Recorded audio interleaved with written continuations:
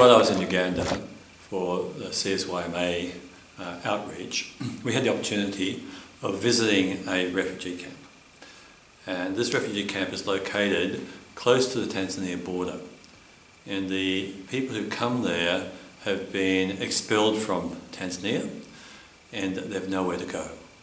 And so they're on a sort of it's an airstrip really, just as a gravel airstrip.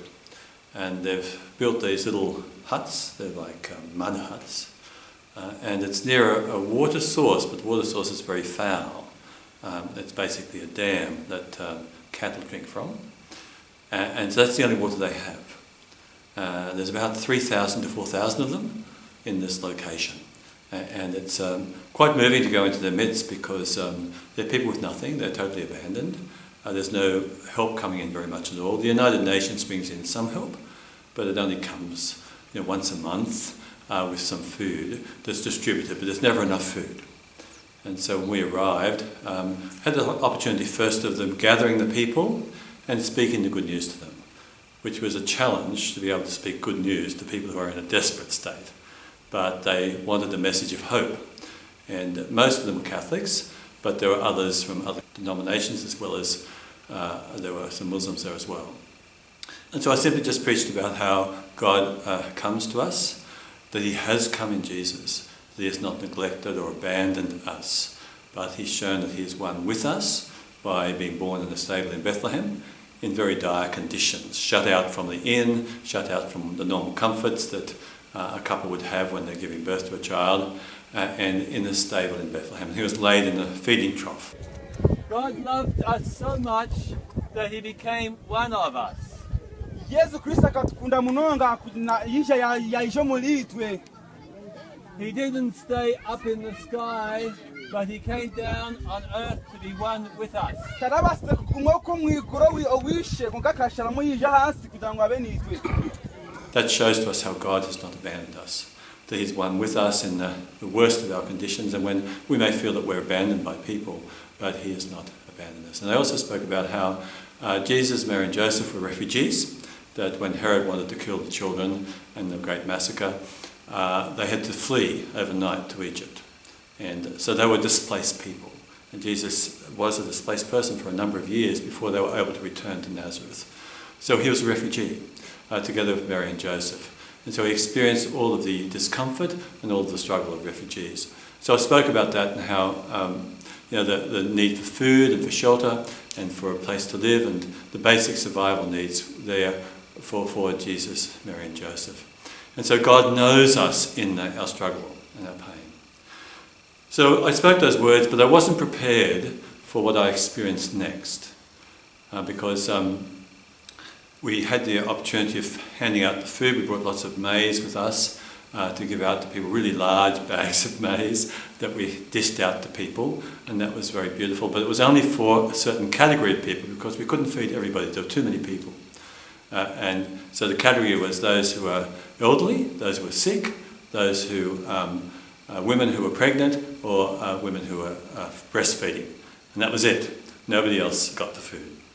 I guess if they took food, they could share it with others, but those were the ones we distributed to. Others could not line up for the food. But at the end of that time of distribution of food, there was some food left over. And so a couple of people who were there, not our people, but other people, mainly the police, decided they'd have fun, as it were, in inverted commas. And so they ran with the food, and the people ran after them. And then they threw the food onto the ground. They just opened the bag up, and it all went onto the ground. And I witnessed young children coming in to just try and grab a little bit of a handful of food for themselves. And in that, they were taking up dirt as well, but it didn't matter. It was something to eat. And that really touched me. But what touched me also is that with the children, we had them at another location at one stage in a UNICEF tent. And we were just talking to them and singing songs with them. And then we started distributing clothes. And the children were all screaming and calling out for clothes because the only clothes the children had on were what they wore. And they were dirty and unkempt and, obviously unclean. And yet, so these children were crying out for these second-hand clothes that were distributed. And they couldn't get much, of course, and there wasn't enough for everybody. And so of one child that got one, there would be another 10 who didn't. And the looks on their faces, their desperate looks for something, to bring something to that would bring a bit of joy to their life of a material possession. It was just amazing. And I'm in the middle of that. It really touched my heart and broke my heart, really, to see this. And I felt like Jesus, remember when Jesus in Matthew's Gospel, he says those words, as he looked out over the crowd, it says that he was moved deeply in his heart, he was wrenched in his heart, because the people were harassed and dejected, like sheep without a shepherd. And there was something of that being in my heart too, where my heart was wrenched, feeling that these are people harassed and dejected, abandoned, with nothing, and no help available to them really, apart from something that's sporadically given from the United Nations and something from people of goodwill, especially Christians who are coming in to sort of help them. But there's never enough, and I just felt that terrible divide that there is between these sort of people who the world is full of at the moment. There's actually 600,000 refugees now in Uganda, in one camp or another, or in the slums of Kampala, and they have so little, and we have so much.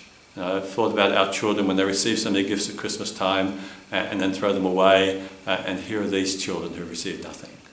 And we are so well fed, and then they have very little to feed.